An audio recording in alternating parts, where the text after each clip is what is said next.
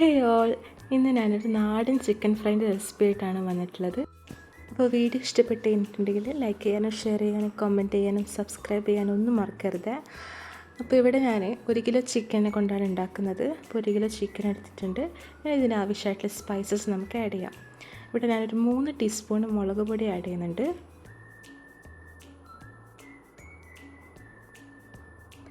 ഇനി ഒരു 1/2 ടീസ്പൂൺ മഞ്ഞൾപ്പൊടി, ആവശ്യത്തിനുള്ള ഉപ്പ്,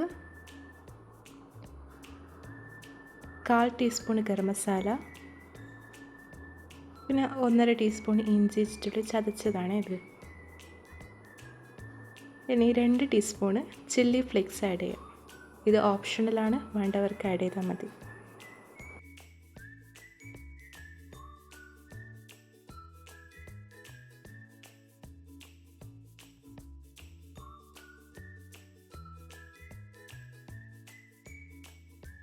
ലാസ്റ്റായിട്ട് ഇതിലേക്ക് ഒരു മുറി ചെറുനാരങ്ങ നീര് പിഴിഞ്ഞൊഴിക്കുക.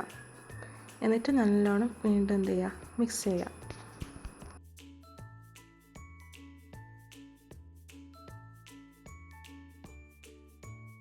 ഇനി നമ്മൾ മാരിനേറ്റ് ചെയ്ത് വെച്ച ചിക്കൻ എന്ത് ചെയ്യുക, അവിടെ മാറ്റി വെക്കുക.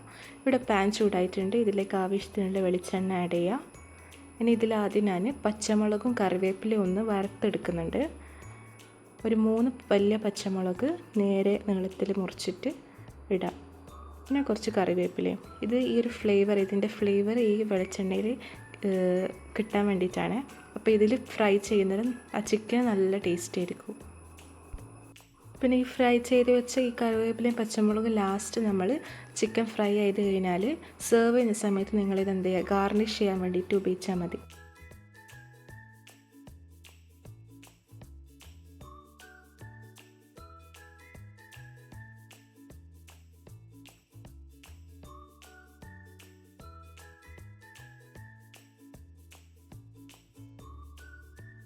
ഇനി സെയിം വെളിച്ചെണ്ണയിൽ തന്നെ നമ്മൾ നേരത്തെ മാരിനേറ്റ് ചെയ്തെടുത്ത ചിക്കൻ ആഡ് ചെയ്തിട്ട് നന്നായിട്ട് എന്ത് ചെയ്യുക, ഫ്രൈ ചെയ്തെടുക്കുക.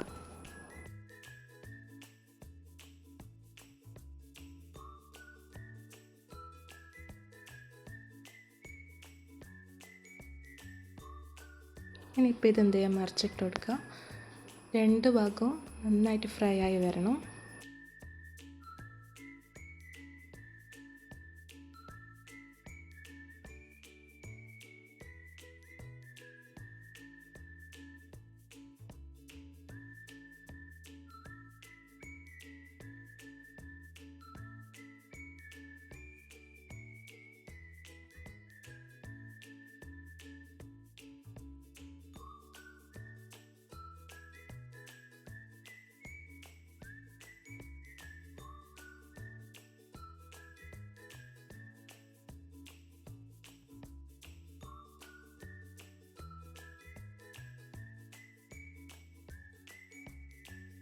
ഇതുപോലെ നന്നായിട്ട് ഫ്രൈ ആയി വന്നു കഴിഞ്ഞാൽ ഇത് നമുക്കൊരു പ്ലേറ്റിലേക്ക് മാറ്റാം.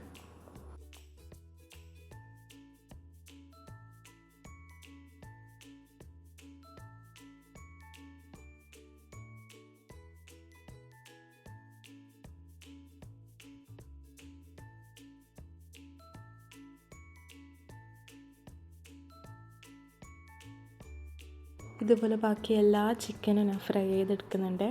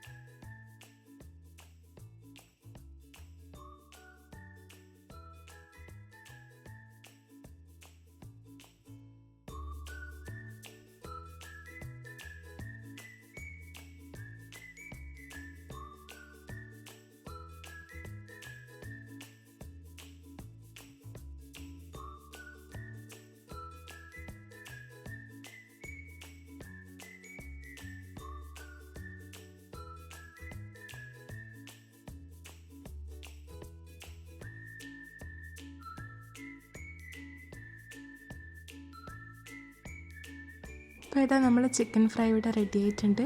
ഇനി നമ്മൾ നേരത്തെ ഫ്രൈ ചെയ്ത് വെച്ച് നമ്മൾ പച്ചമുളകും കറിവേപ്പിലയും ഇതിന് മേലെ ഗാർണിഷ് ചെയ്തിട്ട് കൊടുക്കാം. അപ്പോൾ ഇത്രയേ ഉള്ളൂ. എല്ലാവരും ഇതൊന്ന് ട്രൈ ചെയ്തൊക്കെ ഫീഡ്ബാക്ക് അറിയിക്കണേ.